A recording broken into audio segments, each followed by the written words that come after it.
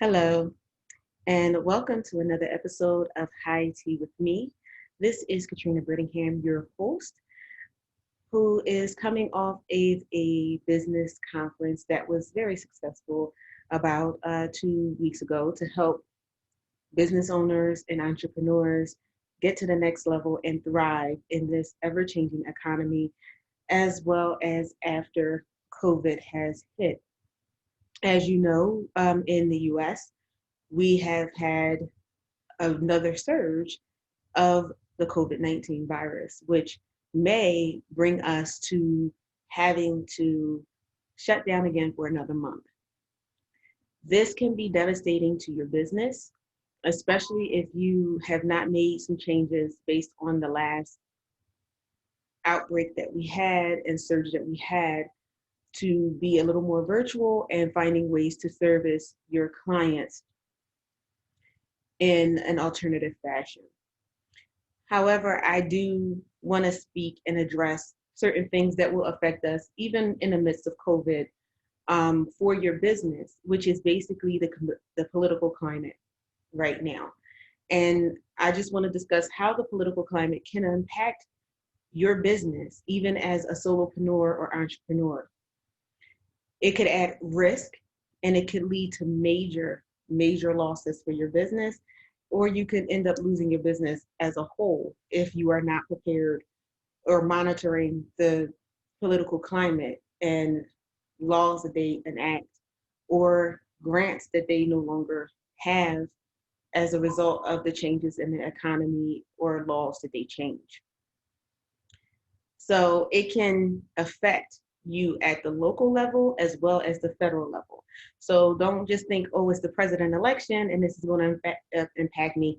Yes, but it's the local elections that we have in between the presidential elections that will also impact you, because there are federal laws and there are also local laws that affect business. So changes in your political climate when it comes to business makes up many factors. The change can be economic, it can impact the legal structure of your business, or social impact to your business. It can also be a mixture of all three. So you want to make sure that you know what's going on and how it impacts your organization. If you have an LLC, how is this impacting my business? If you have a corporation, how is this impacting my business? A nonprofit, a not-for-profit. And so one of the things that can impact you is an increase or decrease in taxes. One of the things that impacted me last year was when it came to deducting my home office. Um, for some reason, I couldn't deduct it last year. And I have been deducting it for as long as I have been in business, as part of my business expenses. And I went through and I couldn't figure out why I couldn't do it, but it was some type of change in the law. Maybe it was the size of the office, because my home office is in my home. So it caused me to make some changes. It's still in my home, but it's in a different room than it was before. And we will see when I look at the law and look at the taxes and see if I'm able to deduct that. So it's little things like that, whether you can deduct a meal, whether you can deduct entertainment, things like that. These different things change from tax cycle to tax cycle. So it's something that you need to know so that you can get the benefit of the tax break, or know that you can't do it so you can govern yourself accordingly and be prepared for whatever impact that is.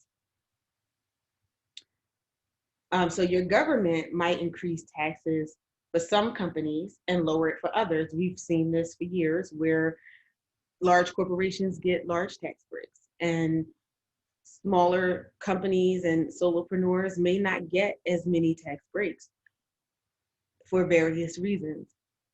Another decision that will affect your business is, taxes on or unemployment or employment and laws that govern that if you have employees. when you have to take out state and local taxes, when you have to take out federal taxes, the rise and the fall of that tax is going to affect you as a business, and it's also going to affect your employees. So these are the things that you need to look at. Also, workers' compensation, depending on the state, varies. So you need to know what's going on with that. Laws and taxes that affect contract employees and how you treat them and how you have to file those things could very well change. I know in the state of California, um, at one point you did not have to pay benefits for contract employees, and they have changed that where you do have to actually pay for insurance for your contract employees. And so these things impact business. When these changes happen, certain companies who had contractors no longer hire contractors from these states. So that's something for you to look at and something for you to consider. I know it impacted everyone from major corporations that did business, as you know, to Uber and things like that, that all had contract employees. So you want to make sure that you know what you're getting into and what the law is and when those laws take effect, and your impact to you. So you have political decisions that will affect the economic environment.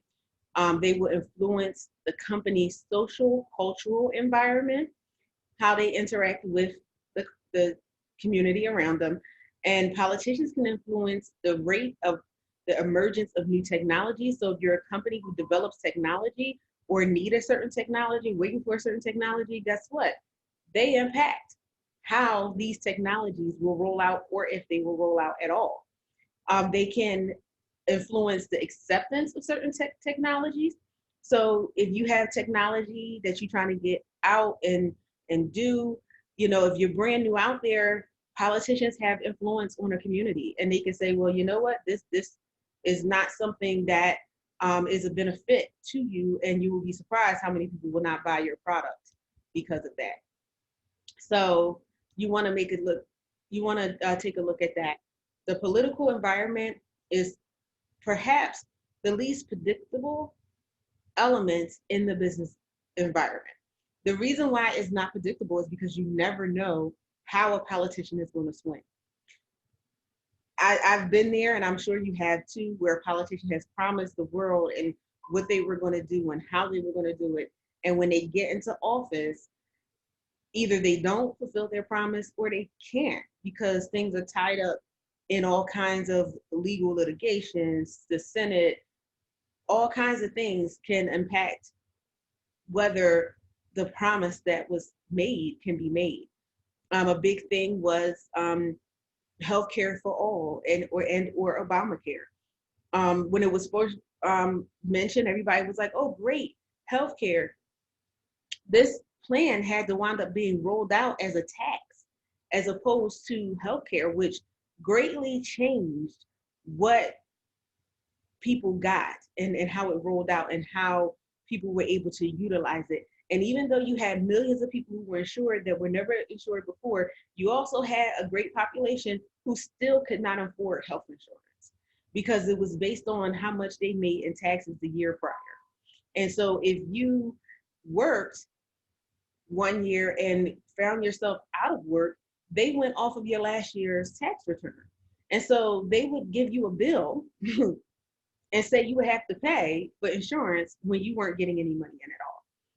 So that affected individuals. It affected companies and businesses. It affected solopreneurs and small businesses. As you know, if I'm a solopreneur and I had contracts and everything like that, and they ended, and now I'm not working, I could not get insurance, if I did not have, the savings to do so. And a lot of times that is the case because you have to spend your savings and things on the necessities like food and rent and electric and water.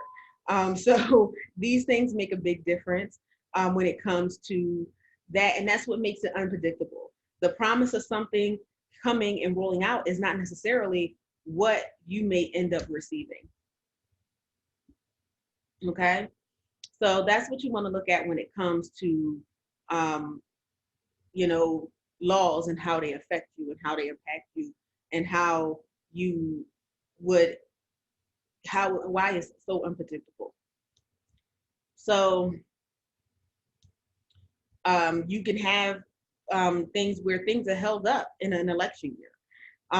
Look at look at what's going on now. You have issues with unemployment. You have in unemployment payments. You have issues with um, the stimulus and things that were held up simply because there was an election going on.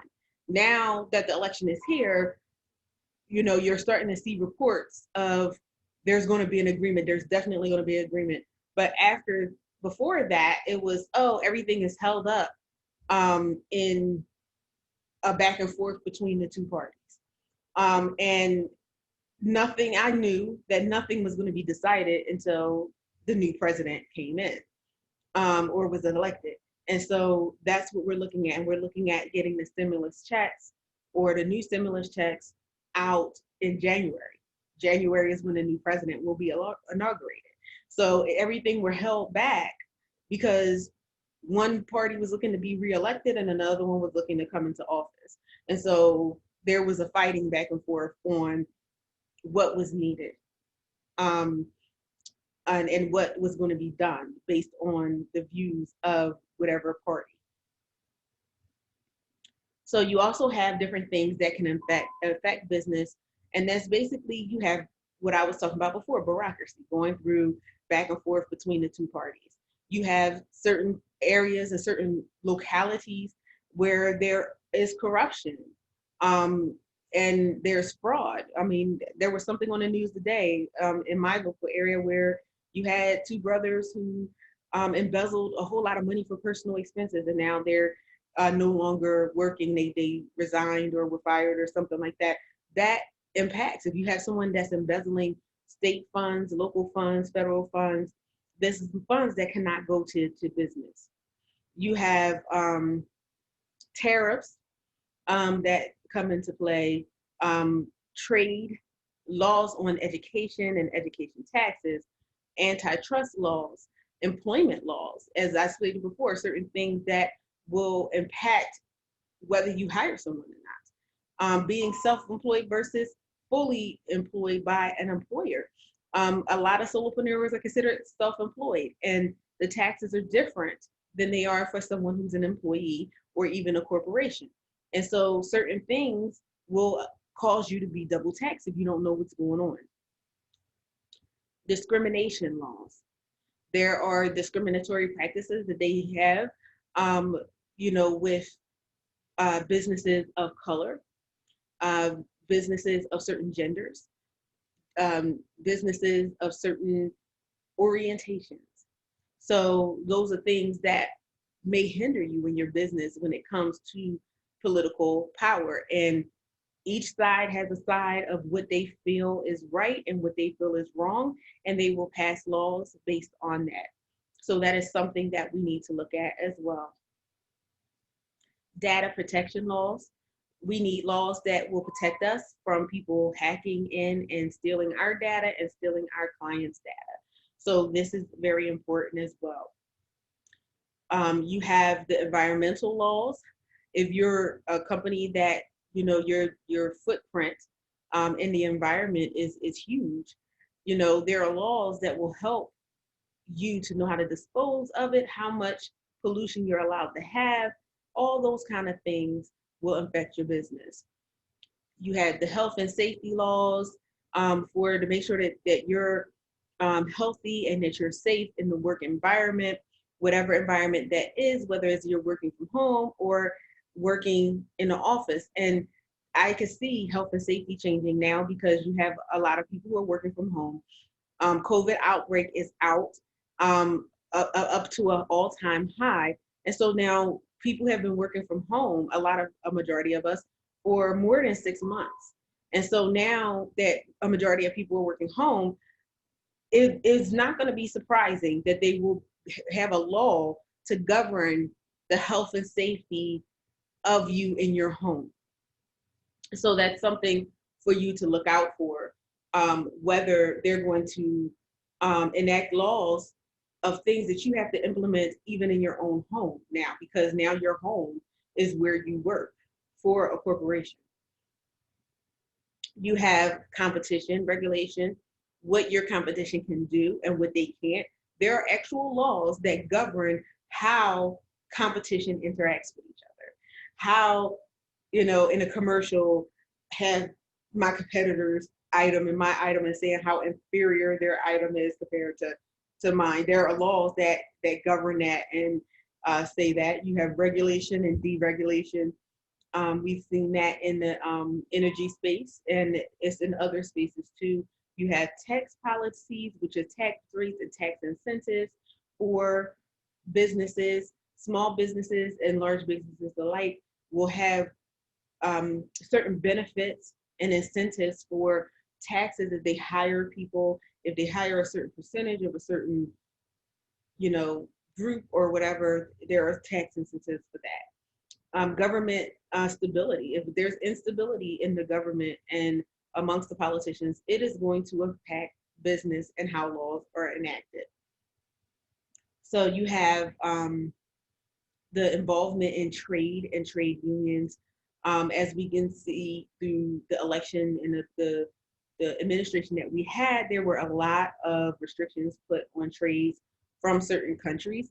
If your product is from that country, or if you do business in that country of any means, it could impact you. Importing and the quality and quantity of products that you can import will be impacted by that trade agreement and that import restriction. Intellectual property laws are enacted at the government level, local and federal, and that includes patents. Consumer protection and e-commerce are all by the government. You have laws that regulate the environment and pollution. And so the four main effects on these political factors when it comes to business are the impact on the economy, changes in regulation, hopefully you can see my fingers, political stability, I don't know why you can't see my fingers, political stability, and risk mitigation. And my pinky is waving even though you can't see it. So you have those four things that impact the economy. And you want to be looking at that as a business owner, whether you're a large corporation, because sometimes people think, oh, this doesn't impact me, this impacts the large corporations. No, it very much impacts you when it comes to the political climate. And this is why you need to be looking at what's going on in the political arena and know what's going on, and not just look at local news, because certain things will hit at a federal level or a national level or internationally that will impact you locally. And I know I keep bringing it up and it's a sore spot, but with COVID, I knew that COVID was a problem and was going to affect us long before they started reporting it in national news in our country as well as locally, because I did business in China. And so when Wuhan was having the issues that they were having and everything like that, I had clients that were in that area that was letting us know that this outbreak had happened there. People were already beginning to get extremely ill and passing away from it. So I kept my eye on it because this was around the time of a very big holiday in that area where people traveled. And in certain parts of the country, they had not begun to put the restrictions on travel yet. And so they were going to travel, and here was this highly infectious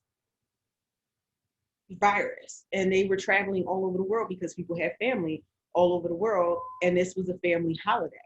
So when people started traveling and the first known cases started coming up, I started warning people that this is big. This is not small, and everything like that. And so by the time we found out about stuff, I mean, of course, everyone knows history, that we had a major pandemic on hand. But this is why, and I know this seems like an extreme case, but this is why you need to be looking at what's going on in the world as a whole, as well as your federal and local governments, because all of these things will impact your business. And I bring it up simply because, yes, it's a health issue and a health crisis, but at the same time, it's an economic crisis. Because when you have where people cannot go to work, where you had a lot of face-to-face interaction, and now you cannot, and that is the bread and butter of your business, it is going to impact. And there are some businesses who could not adapt fast enough, and they no longer exist. There were businesses who even tried to adapt, and just the changes was just too much of a economic stronghold for them, and they couldn't last. So I would admonish anyone who is back into business, and it just so happens that your business is a majority person facing, that hopefully you have taken the time to not think, oh, this is over, but looking at disaster recovery methods, because this is a disaster. It really is. To people, to lives, to families. And so having a disaster recovery plan in place will definitely help, especially as the numbers begin to rise here in the US. You have people in the tens of millions now who have this virus, and they're carrying this virus, and you have hundreds of thousands who have passed away, and they are considering shutting down the country for some time. I don't know when that announcement is going to be made. I heard with my ear to the ground that it may be Monday, and it's already Monday. So I would say to keep your ears to the ground, and hopefully you have a backup plan. You were able to recover some of your savings so you can have that savings plan together. So when you have changes in regulation, it could have an effect on your business. So when you had the accounting scandals of the early 21st century, the US SEC became more, or SEC became more attentive on corporate compliance. And the government introduced the Sarbanes-Oxley compliance regulations, which is called SOC, in 2002. This was a reaction to the social environment, because the social environment urged a change to make companies more liable. So social is basically the people. It's like, okay, you need to make these companies more liable. People are losing. Before surveys, actually, people were losing retirement funds. People who had worked all their lives, 30, 40, 50 years, and they were depending on these retirement funds and these pensions, and they would go to retire, and the funds were not there because they were being embezzled or not used properly by the organization, or the organization will file bankruptcy and say, oh no, we no longer have any money. So there became a pressure for them to do something, because now overnight you have someone who's ready to retire. Most people live from paycheck to paycheck. After they received their final paycheck, they didn't have any more money left. And early on, people who were in pension plans were not eligible for Social Security because they were getting a pension. So, laws had to be changed and enacted, things had to be put in place to, help safeguard people from having these things happen. They started having, different policies and procedures to come in. You have people who never even gotten that money back, or even Social Security, and they have to work until their dying day. So This stuff makes a big difference in the life of your business, the life of your employees, your history, your future. Um, so the lack of political stability, which we referenced before, in a country affects how businesses operate. This is true for companies who operate internationally. So if there's political unrest or we're at war with the country, if you are in that country and doing business in that country, then you could risk not being able to do business anymore or worse. So an aggressive takeover could overthrow a government, and this could lead to riots, looting, and general disorder. I will say this because we have some unrest here in the United States, and there has been looting, there has been rioting, there has been damage to businesses and properties. And the last time we had riots in my area, businesses were affected. Some businesses were able to bounce back pretty quickly, some a little bit slower, some never opened. After the current riots, you have companies who have not opened back up and will not. So there is an impact because there is a loss. There's a loss of property. Even if some people get caught, there's a lot of property that they will never get back. There are damages that will not be able to be repaired under this person's budget or their insurance. Something to think about. So this just is what it is. So mitigation of risk is something that you want to think about. So buying political risk insurance is a way to manage that risk. Companies that have international operations can use such insurance to reduce the risk and their exposure. There are some that give an idea of risk exposure in certain countries. So you can look some insurance companies that give some idea of what the risk is. And so you can look and see how much insurance you might need and to make proper business decisions. So I'm sorry, not insurance companies, indexes. So basically the indexes is like when you do your market research and you're looking and seeing who my client is, where they are, how much they spend for services, who my competitors are.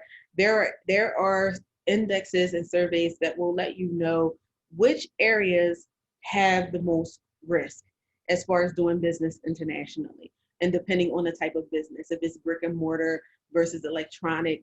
I mean, even when you're doing business internationally, once I started doing business internationally, I had to increase my cybersecurity because now all of a sudden I have people trying to hack me. And thank God I had a good cybersecurity system in place. And it started showing me people trying to hack into my system. And it's simply because now I have a bigger online presence. I have a bigger presence internationally. And when you have that presence, automatically you are cannon fodder, pretty much. And it really surprised me that, I, with my business, not being a huge international company like Nike or Amazon or something like that, that someone would be interested in hacking me in my business, which is small, very small by comparison, but it was. And when I talked to my cyber person, he was like, well, congratulations. That means that you're on somebody's radar and that you're making an impact. And so there are pluses to that and there are minuses to that. And so, you have to start taking and looking at areas where you can mitigate your risk. Okay. That is the show for today. I hope you found it interesting. I hope you found it educational. If you have any questions about the show, you can email me at info@ventureready.net, or you can call me at 888-712-5255. 4956. Also, this is will be playing on the online platform bit.do/career GPS, capital C, capital GPS, and also on the Facebook platforms, facebook.com/venture ready, and also on LinkedIn. So, and that is Katrina Brittingham /n/ what I'm sorry, linkedin.com/n/Katrina Brittingham. Thank you so much for joining me for this show, and have a good night.